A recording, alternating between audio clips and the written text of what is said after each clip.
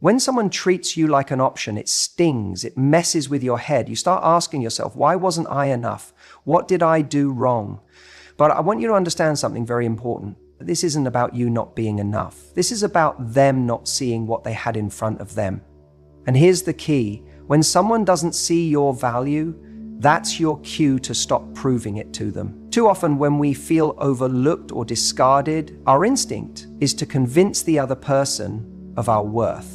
We start overcompensating, giving more, proving more, hoping that at some point they'll wake up and realize, oh my God, I had something incredible right in front of me. But let me tell you something. Value doesn't announce itself. It doesn't beg to be recognized. It simply is. And those who don't see it, they don't deserve access to it. I want you to imagine walking into a store and seeing a diamond ring in a glass case. If you know anything about diamonds, you already understand that it's valuable. You don't need a sales pitch.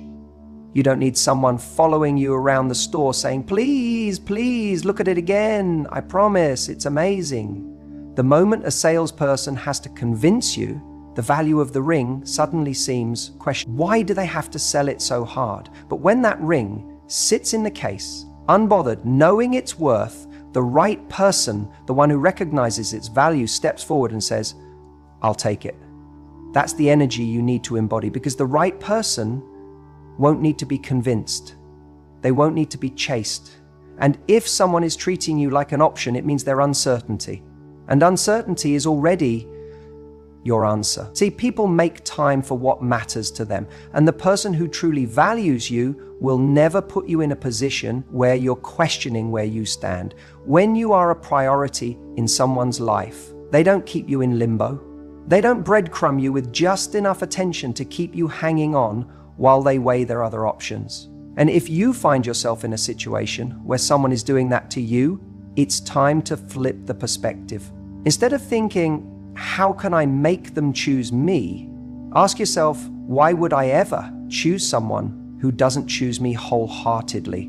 You see, so many of us get stuck in this painful loop of trying to earn love. We believe that if we just say the right thing, do the right thing, be the right version of ourselves, then maybe, just maybe, they'll finally give us the love and commitment we crave. But let's be honest, if you have to fight to be seen, to be acknowledged, to be chosen, then even if they do pick you in the end, what kind of relationship do you really have? One where you're always on edge, always wondering if you're still good enough today, always trying to maintain their interest. That's not love, that's survival. And love should never feel like a game of survival. I need you to hear this. Rejection is not the enemy. The wrong person choosing you is. Because when the wrong person chooses you, you waste years in a situation where your needs are not met, your worth is constantly questioned, and your happiness is dependent on whether someone else decides to show up for you that day. Rejection, on the other hand, is redirection. It's life's way of saying, not this, something better is waiting for you. But here's the tricky part. In the moment, it doesn't feel like redirection. It just feels like pain. It feels like loss. It feels like you've been discarded, like you weren't special enough. But I promise you, when you stop seeing rejection as a personal failure and start seeing it as information, everything changes. Because what rejection is really telling you is this person isn't for you and you are not for them, and that is okay. But you can't see that if you're too busy trying to force something that was never meant to fit. So what do you do when someone treats you like an option? You walk away. You remove yourself. Not as a strategy, not to make them feel something, but because that's what people who know their worth do. They don't chase. They don't beg. They don't linger where they're not valued. They shift their energy to people and situations that make them feel seen and secure. And let me tell you what happens when you do this. One of two things. Either that person will feel the loss and they'll come running back, desperate to undo their mistake. But by the time they do, you'll realize you don't even want them anymore. Or they won't come back. And you'll be grateful because you'll see that the space they left behind was exactly what you needed to attract someone who truly values you. So the next time someone treats you like an option, Don't internalize it. Don't make it about your worth. Recognize it for what it is, a gift. A moment of clarity, a chance to walk away with your dignity intact, knowing that what's ahead is far better than what you're leaving behind. And when that day comes, when you're standing next to someone who makes you feel like the most cherished, irreplaceable person in the world, you'll look back and think, thank God I didn't settle for less. If someone treats you like an option, it's because they don't fear losing you. Think about it. People don't value what they believe will always be there. That's why we take for granted the air we breathe, the people who love us, the things we assume will never leave. But the moment we sense scarcity, when something is slipping through our fingers, that's when we suddenly wake up to its value. That's when we realize we should have done more, paid more attention, fought harder to keep it. The same is true in relationships. When someone knows they can reach out to you whenever they want, that you'll always answer, that you'll always be available no matter how inconsistently they show up, they begin to believe you're not going anywhere. And when someone assumes you'll always be around, they don't work for you. They don't prioritize you. They don't chase you.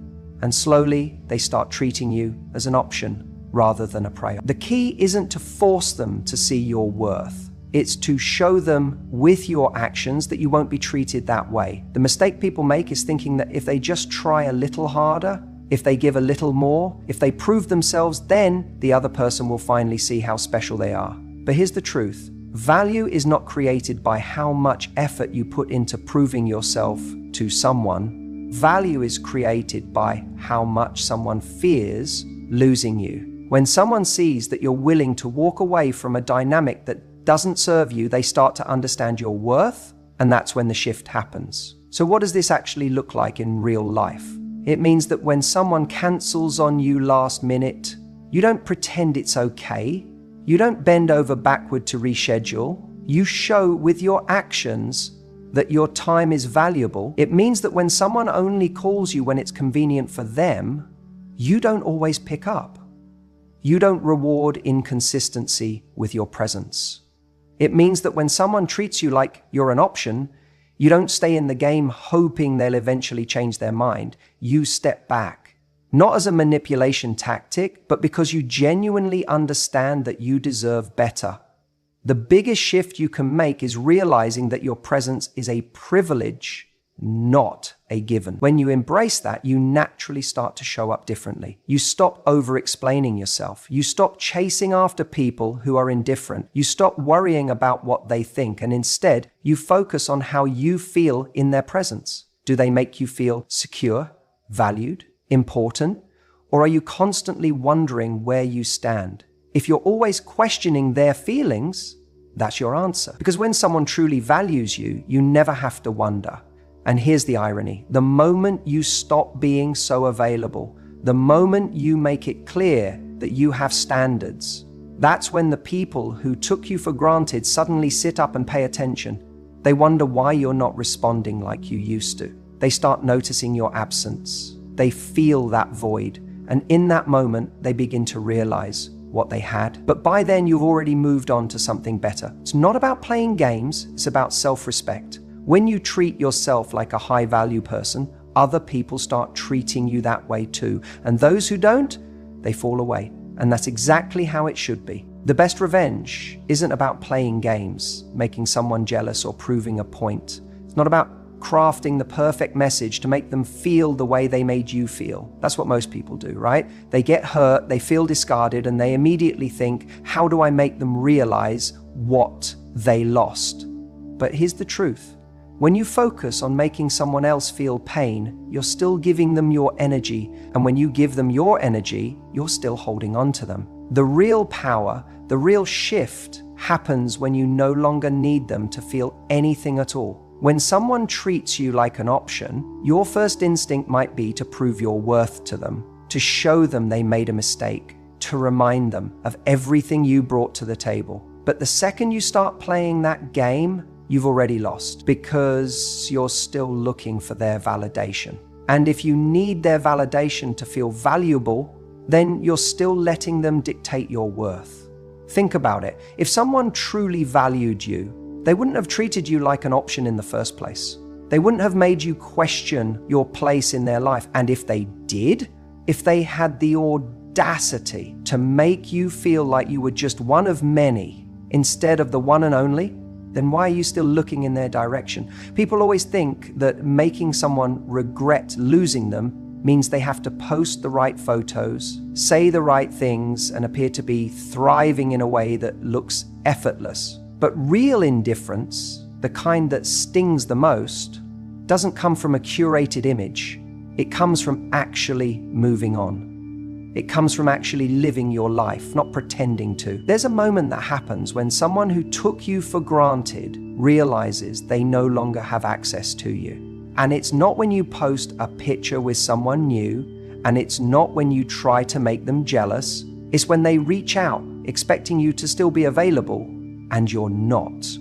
It's when they assume you're still waiting for their text, still checking their stories, still hoping for their attention, and instead, you're just gone. Not because you're trying to be, but because you genuinely don't care anymore. You see, the biggest mistake people make is thinking that silence is a tactic, that pulling away is something you do to create a reaction. But if you're doing it for a reaction, then you're still operating from a place of needing them to notice.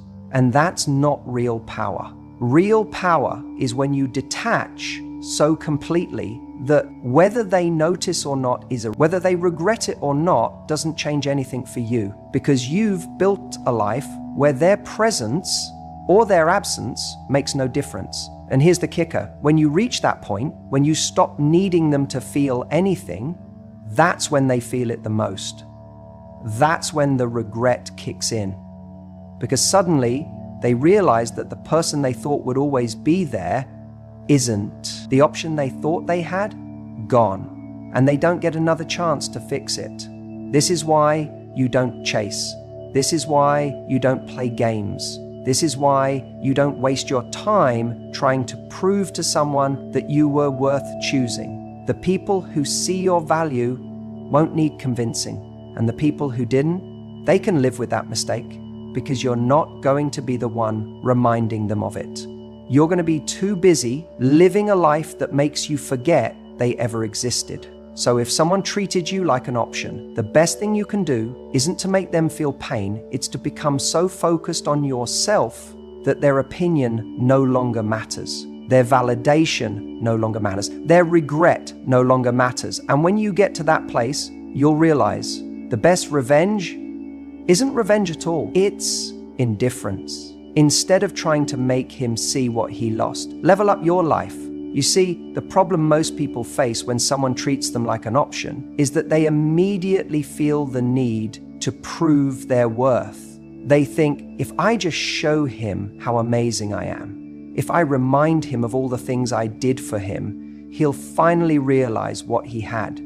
But that's the wrong game to play, because the moment you start proving yourself to someone who already undervalues you, you've already lost. Here's the truth. A man who genuinely values you doesn't need convincing. He doesn't need reminders.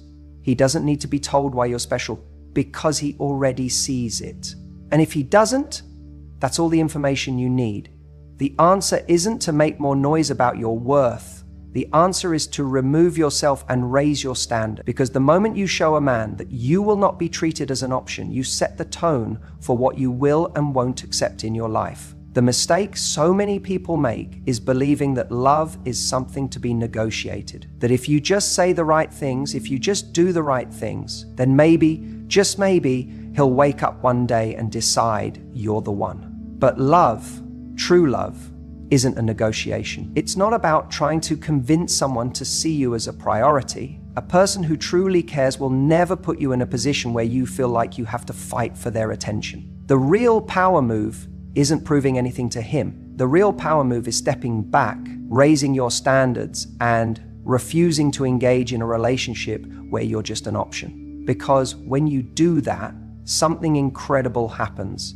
Suddenly, you're no longer trying to fit into someone else's world, you're building your own. You're creating a life where people don't need to be reminded to treat you well, they just do, because they know that if they don't, they won't get the privilege of being close to you.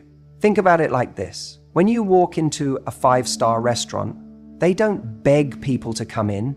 They don't stand outside convincing passers-by why their food is worth the price. They simply exist at a higher standard. And because of that, people recognize their value. People show up dressed properly. They make reservations in advance. They treat the experience with respect. That's exactly how you need to start seeing yourself. You don't need to explain your worth. You need to embody it. So, how do you do that? How do you stop being an option and start being a priority? It starts with your actions. It starts with what you tolerate. It starts with walking away from situations that don't meet your standards, even when it's hard. Because let's be honest, walking away isn't easy. Cutting someone off who you care about isn't easy. But neither is staying in a situation where you constantly feel undervalued. And if you have to choose between temporary discomfort and long-term self-respect, choose self-respect every time. The reality is,